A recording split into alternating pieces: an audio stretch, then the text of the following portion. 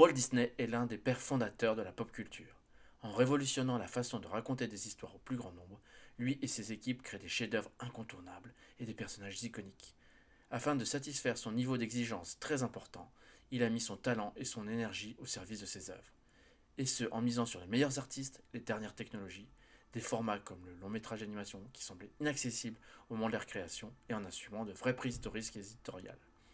Le tout en créant un écosystème rentable avec un aspect commercial assumé. Plutôt que de dérouler la vie entière de Walt Disney, nous allons nous pencher sur les moments clés et les innovations qui ont marqué des étapes majeures pour la mise en place de la pop culture. La carrière de Walt Disney, né en 1901, commence réellement en 1920. Avec son frère Roy, haute figure centrale de l'empire Disney qui gérera les aspects financiers, il se lance dès les années 20 dans la création de contenu animé. Et, dès le début, il sait repérer les grands talents, et notamment dans ce cas, Hoop Iwerks, avec lequel il fonde en janvier 1920 sa première société. Celle-ci produit dans la foulée la Laugh-O-Gram, des courts-métrages animés basés sur des contes de fées et des histoires pour enfants. Et surtout, le film en animation et prise de vue réelle, Alice Wonderland. En 1923, il lance avec son frère Roy Disney Brothers Studio, vite rebaptisé Walt Disney Studio. Puis s'allie pour sa distribution avec Winkler Means, distributeur notamment de la série Félix le Chat. Walt Disney crée ensuite pour Universal Oswald le Lapin Chanceux qui connaît un joli petit succès. Suite à une bisbille commerciale, Walt Disney perd néanmoins en février 1928 à la fois la distribution et la propriété d'Oswald. Ce coup du sort va être en fait un des tournants majeurs de la carrière de Walt Disney. Ne cédant pas au découragement, les studios Disney, en s'inspirant de l'expérience d'Oswald, vont créer en fin 1928 le mythique Mickey, dont Walt Disney assurera jusqu'en 1947 la voix. Mickey apparaît dans un court-métrage baptisé Plain Crazy, puis surtout dans Steamboat Willie. S'inspirant du concept du cinéma parlant apparu en 1927 dans le film Le Chanteur de Jazz, Walt Disney réalise avec Steamboat Willie son premier coup de maître. Premier dessin animé avec son synchronisé, il rencontre un vrai succès et lance véritablement les studios Disney. Les années 1930 voient se multiplier les dessins animés et les personnages iconiques comme Minnie Mouse, Patibulaire, Pluto ou Donald. Walt Disney n'hésite pas en parallèle à innover en lançant des courts-métrages d'animation basés sur de la musique classique avec les Silly Symphonies. Peu à peu, dans le milieu des années 30, naît dans le cerveau génial et entreprenant de Walt Disney l'idée d'un concept aussi innovant, ambitieux que risqué, le long métrage d'animation. Alors que le secteur de l'animation se concentre sur des productions de quelques minutes à des coûts très réduits, quelques milliers de dollars, Walt Disney voit les choses en grand, en très grand. Ce concept auquel seul lui croit au début va mûrir pendant de longues années et deviendra Blanche-Neige. Un concept tellement fou pour l'époque que le tout Hollywood parle de la folie de Disney et prédit la faillite du studio. Outre les prouesses techniques extraordinaires qu'il exige, le projet bute sur des considérations financières. Alors que les finances du studio ne sont pas au mieux, le coût du film explose. Prévu au départ aux alentours de 250 000 $, le budget dépasse vite le $1,5 million et les créanciers rôdent. Passés non loin de la catastrophe, les studios vont finir par sortir Blanche-Neige et les 7 nains. Un chef-d'œuvre aussi ambitieux qu'innovant, à qui le public fait une standing ovation à la fin de la première représentation le 21 décembre 1937. Au-delà du succès énorme que le film obtient, Blanche-Neige joue un rôle immense pour toute une industrie. Le cartoon, considéré jusqu'alors comme un divertissement d'entrée de gamme, obtient enfin ses lettres de noblesse. De plus, Walt Disney impose ses standards de qualité auxquels l'industrie du film d'animation ne pourra plus déroger. Une tendance confirmée par son deuxième long métrage d'animation, Fantasia, sorti fin 1940, qui allie musique classique et animation innovante. S'il se révèle un échec commercial, il est considéré comme l'un des plus grands chefs-d'œuvre du studio. Suivent une série de longs métrages basés sur des grands mythes de la culture populaire, comme les contes de Perrault ou de Grimm, mais aussi des œuvres marquantes de son époque, comme Peter Pan, Mary Poppins ou Alice au Pays des Merveilles.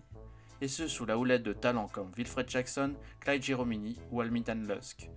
Beaucoup deviendront des grands classiques de l'animation comme Pinocchio en 1940, Dumbo en 1941, Bambi en 1942, Cendrillon en 1950, Alice au Pays des Merveilles en 1951, Peter Pan en 1953, La Belle et le Clochard en 1955, La Belle et au Bois dormant en 1959, Les 101 Dalmatiens en 1961 et enfin Merlin l'Enchanteur en 1963.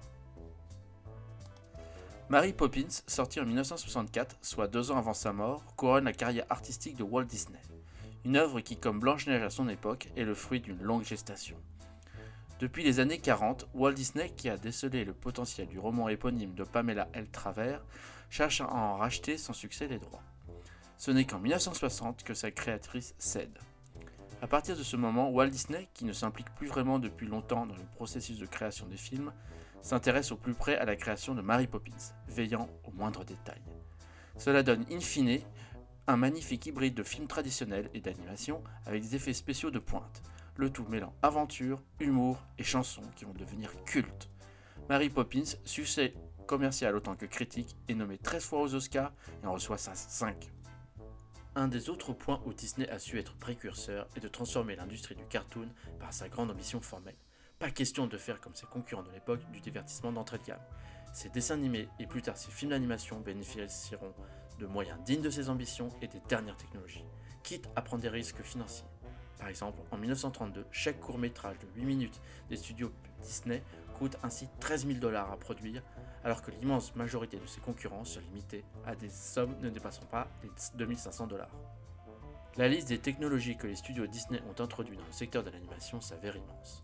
On peut penser à Steamboat Willie, qui est le premier court-métrage d'animation avec du son synchronisé, au Technicolor, qui permet à ses Silly Symphonies d'être les premiers dessins animés en couleur, à la création par Webb Smith de Walt Disney Studios du storyboard moderne, mais aussi au son stéréophonique. Autant de concepts au coût très élevé à leur époque, mais qui ont permis aux studios Disney d'être toujours à la pointe de leur industrie.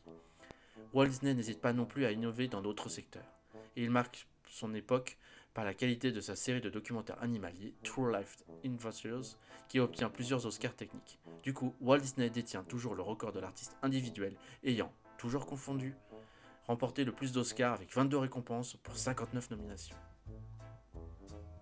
Ne voir en Walt Disney qu'un créateur de dessins animés fabuleux serait passé à côté de ce qui fait de lui un fondateur d'empire.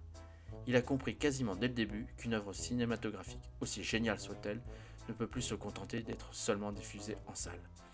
Développer ses marques sur de nombreux produits dérivés et via de nouveaux médias augmente leur impact dans l'inconscient collectif. De plus, les bénéfices dégagés permettent de financer des œuvres très ambitieuses, dont le succès permet de vendre plus de produits dérivés.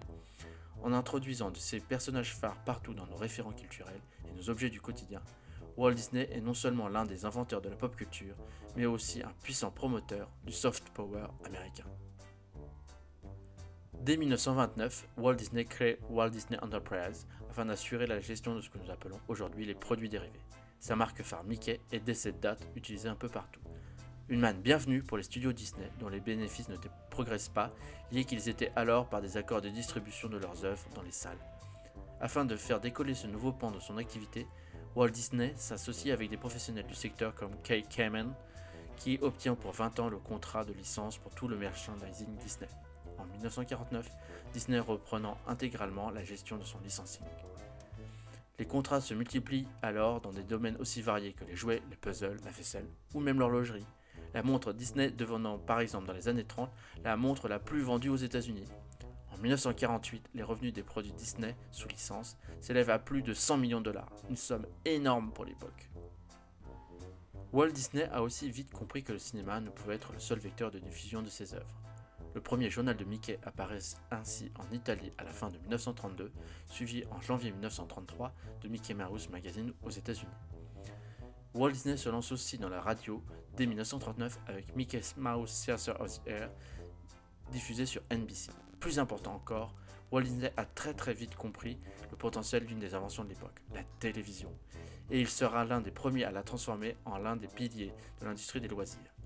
Ce Disneyland Story, diffusé sur ABC à partir de fin 1954, se transforma vite en une série de shows hebdomadaires à très grand succès. Les studios Disney multiplient ensuite les séries TV comme Zorro ou Davy Crockett, mais aussi les émissions de variété comme The Mickey Mouse Club et Le Monde Merveilleux de Disney. Walt Disney se lance surtout dans un projet plus important, plus fou et surtout plus original, la création d'un parc d'attractions basé sur ses créations. Il va y consacrer une grande part de son énergie et de sa fortune personnelle à partir de la fin des années 1940. Le concept se peaufine avec l'aide d'un groupe d'employés de Disney surnommé les Imagineers et évolue pour devenir un des premiers parcs à thème au monde basés sur des attractions inspirées des franchises à succès des studios Disney. Quand Disneyland nom donné à ce parc situé à Anaheim en Californie, ouvre enfin le 17 juillet 1955, le succès est énorme. Walt Disney ne va évidemment pas s'arrêter là, bien au contraire. Assez vite, il imagine un projet encore plus fou, qui deviendra Disney World. Situé en Floride, sur la côte est des États-Unis, celui-ci n'est pas qu'une version plus spectaculaire de Disneyland. En plus du parc d'attractions, on y retrouve en effet un complexe de loisirs, avec notamment des golfs ou des hôtels, et surtout l'Experimental Prototype Society of Tomorrow. Cette ville, d'un genre nouveau, utilise des technologies de pointe et permet de tester des concepts innovants d'urbanisme et de santé. À la mort de Walt Disney en 1966, son entreprise est devenue la première productrice au monde de divertissements familiaux. Une place qu'elle n'a cessé de renforcer depuis. Walt Disney est une icône du XXe siècle, symbole du soft power américain. Pionnier du long métrage d'animation et de la marchandisation de la culture, il a contribué à poser les bases de la pop culture. Merci à tous pour votre écoute et à bientôt pour de nouvelles vidéos.